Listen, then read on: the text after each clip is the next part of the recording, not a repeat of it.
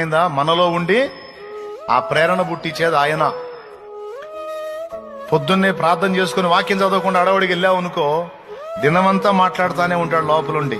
ఇవాళ వాక్యం చదవలా, ఇవాళ వాక్యం చదవాలి, ఈరోజు వాక్యం చదవలా. వాక్యం చదవకపోతే ఎట్లా? నువ్వు ఎట్లా బలంగా ఉంటావు? ఎలా హెచ్చరిక పొందుతావు? నువ్వు వాక్యం చదివి ఆ వాక్యాలను హృదయంలో తీసుకుంటే అత్యవసరమైనప్పుడు ఆ వాక్యాలు చూపించి నేను నిన్ను కంట్రోల్ చేయగలుగుతా. నువ్వు సరుకును సమకూర్చుకోవట్లా, నిర్లక్ష్యంగా తిరుగుతున్నావు. నువ్వు వాక్యం వింటలా, సినిమా పాటలు వింటున్నావు. నిద్రమోహవాడా, నిద్రమోహవాడా, నువ్వు వాక్యం చదవట్లా, సినిమా పాటలు వింటున్నావు, సినిమా స్టోరీలు చూస్తున్నావు, చెత్తతో నింపుకుంటున్నావు. సాతాను కుట్ర కుట్ర కుట్ర జరుగుతుంది నీ మీద. ఎక్కడెక్కడ చెత్తతో నింపుకుంటున్నావు, ఎక్కడెక్కడ లోకంతో నింపుకుంటున్నావు. నీ హృదయంలో నా వాక్యమునకు స్థలము లేదు, దెబ్బతింటావు.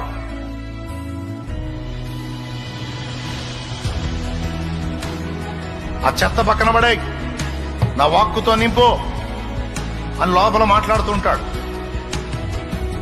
అదే మాస్తామణి గారు పాటలో రాశాడు, పరిశుద్ధాత్మ ప్రేరేపిస్తాడు మన లోపల.